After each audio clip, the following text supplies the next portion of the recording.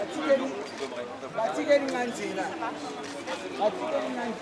des photos comme ça sans l'accord des gens.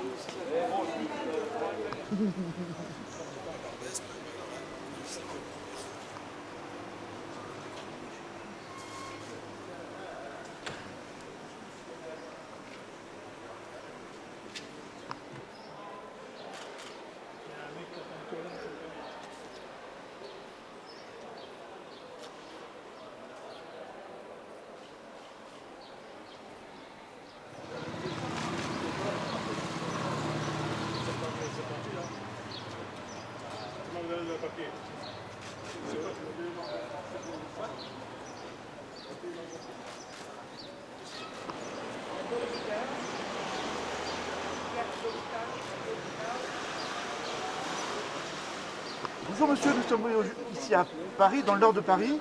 Vous venez de vous faire contrôler par des policiers. Que vous ont-ils demandé?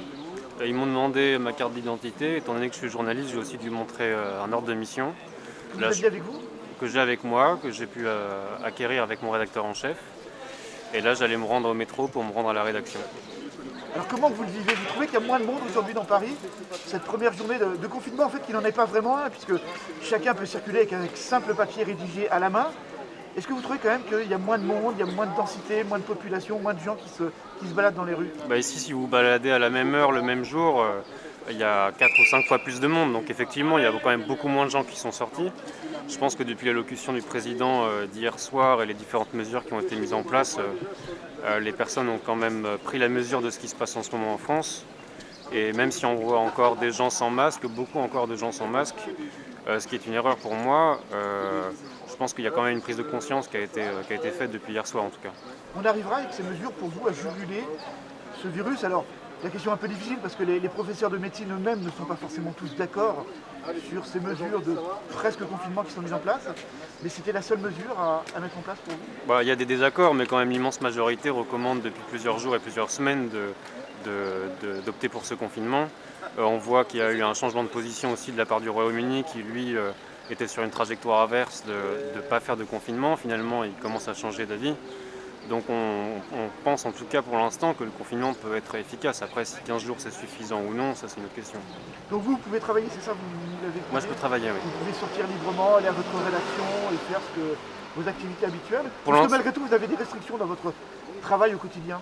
Pour l'instant, c'est la première fois que je sors aujourd'hui après le confinement qui a été décidé depuis midi. Donc visiblement, le premier barrage s'est bien passé. Après, moi, je ne peux pas vous répondre pour la suite. Merci beaucoup.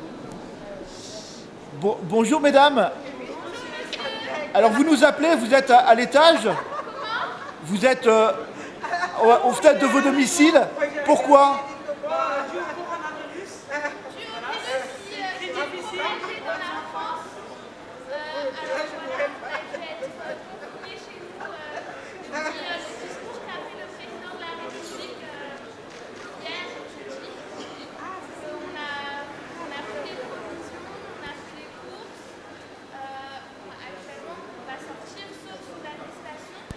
Et vous sortez pas du tout?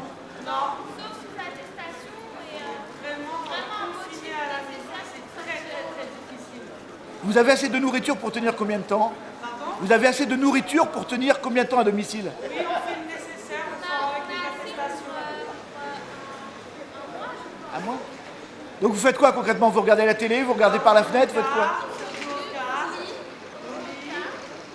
On fait du sport, on fait C'est bien. du devoir à la maison, on cuisine, on essaye de rester en famille.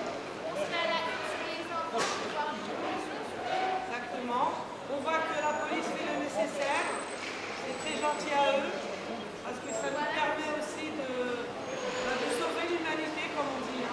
Eh ben, très bien, merci beaucoup, c'est gentil. On participe à tout ça, quoi qu'il arrive. Merci beaucoup. On vous en délivre. Et c'est au jour le jour qu'il faut refaire l'attestation. Oui. D'accord.